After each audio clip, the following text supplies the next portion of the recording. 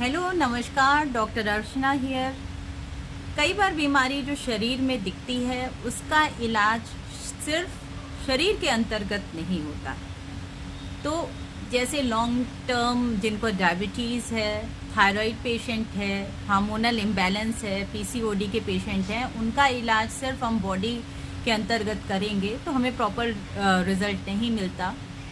आप देखोगे एक थायराइड पेशेंट है, लॉन्ग टर्म थायराइड की टैबलेट चल रही है, फिर भी पेशेंट को रिलीफ नहीं होता। आजीवन उसको वो टैबलेट लेने पर भी उसका हार्मोन प्रॉपर बैलेंस में नहीं आता है और उसके साथ साथ साइड इफ़ेक्ट भी उसके चलते हैं। तो इसका पूरा एग्जाम्पल देके मैं समझाऊंगी किस तरह पेशेंट की रिकवरी होनी चाहिए, किस तरह का ट्रीटमेंट होना चाहिए और पेशेंट खुद भी 50% अपनी प्रॉब्लम खुद रिजॉल्व कर सकते हैं। देखिए, जैसे एक शुगर पेशेंट है, डायबिटिक पेशेंट है, अगर उसके आसपास स्ट्रेस का माहौल है या खुद वो बहुत ज़्यादा स्ट्रेस ले रहा है, तनाव में रह रहा है, आप कितनी ही मेडिसिन उसको दे दोगे शुगर के लिए, लेकिन उसका शुगर कंट्रोल में नहीं होगा। जब हम स्ट्रेस में होते हैं तो कॉर्टिसोल हार्मोन रिलीज होता है, जिससे ब्लड में शुगर बहुत ज़्यादा एकदम से आ जाता है और इंसुलिन वहाँ पे कम, तो इंसुलिन का सिक्रेशन कम हो जाता है। और लगातार अगर आप स्ट्रेस के माहौल में हो, अगर एक डायबिटिक पेशेंट को लगातार स्ट्रेस है तो इंसुलिन का सिक्रेशन प्रभावित होने लगता है और इस तरह आप कोई भी अगर आपकी मेडिसिन चल रही है वो इफेक्ट नहीं डालती और आप ठीक नहीं होते।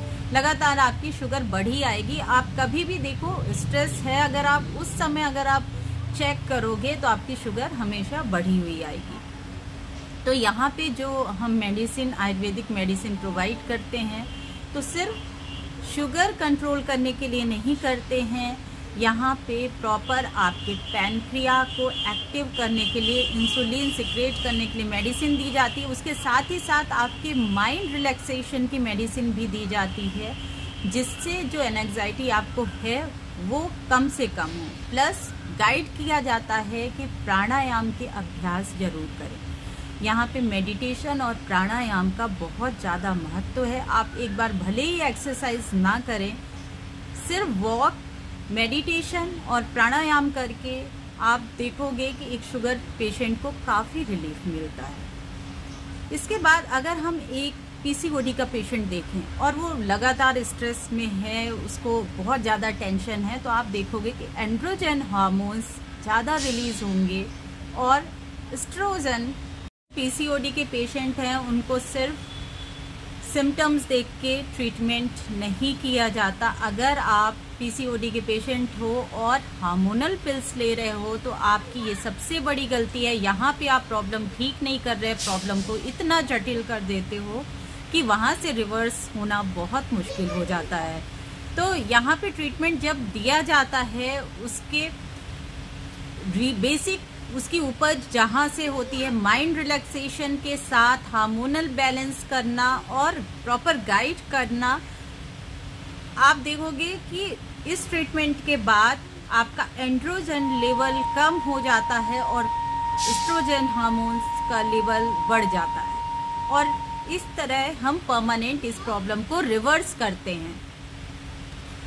तो अब इस तरह अगर थायराइड का पेशेंट लिया जाए, थायराइड का पेशेंट लगातार कई सालों से थायरॉक्स पिल्स ले रहा है, लेकिन उसके बाद भी उसके सिम्टम्स ठीक नहीं हो रहे हैं। उसकी जो थायरॉक्स का डोज है 50 से 100 mcg, 100 से 125 mcg लगातार बढ़ रही है और उसके बाद भी प्रॉब्लम क्योर नहीं हो रही है।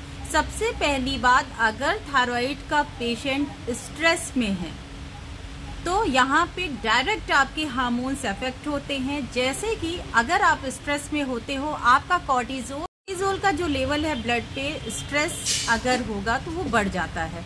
तो जितना ज़्यादा हमें स्ट्रेस होगा, कॉर्टिसोल बढ़ेगा और कॉर्टिसोल अफेक्ट करता है पिट्यूटरी ग्लैंड पे। पिट्यूटरी ग्लैंड की गति को वो धीमा कर देता है, उसके कार्य प्रणाली को प्रभावित करता है और वहाँ से जो TSH रिलीज हो रहा था वो अफेक्ट होता है और फिर प्रॉब्लम होती है हाइपोथायरॉयडिज्म की। एक हाइपोथायराइडिज्म का पेशेंट या जिसको थायराइड है, अगर वो लगातार स्ट्रेस में रहता है तो आप कितनी भी मेडिसिन ले लोगे, कितने भी थायरॉक्स पिल्स आप लोगे, आपकी प्रॉब्लम क्योर नहीं होगी, बल्कि आपके डोज बढ़ते जाते हैं। तो यहाँ पे जो हम ट्रीटमेंट करते हैं, वहाँ पे थायराइड पेशेंट को डिफरेंट फेज पे ट्रीटमेंट दिया जाता है। एक तो आपका जो ग्लैंड है ओवर साइज है, ट्यूमर है, उसको मेडिसिन दे के कम किया जाता है। उसके साथ ही साथ मेडिसिन माइंड रिलैक्सेशन के लिए। तो इस तरह के पेशेंट जिनको हार्मोनल इश्यू है, हार्मोनल इम्बैलेंस है, चाहे वो डायबिटीज़ हो, थायराइड हो, पीसीओडी हो, उनको सिर्फ शारीरिक तौर पे मेडिसिन दे के ट्रीटमेंट नहीं देना चाहिए, बल्कि उसके साथ साथ शारीरिक और मानसिक तौर पे उनका ट्रीटमेंट किया जाना चाहिए, उसका बैलेंस बनाना चाहिए। और मैं ऐसे पेशेंट को सलाह दूंगी कि वो मेडिटेशन और प्राणायाम का अभ्यास ज़रूर करें, जिससे उनको प्रॉपर रिजल्ट मिले। और इस तरह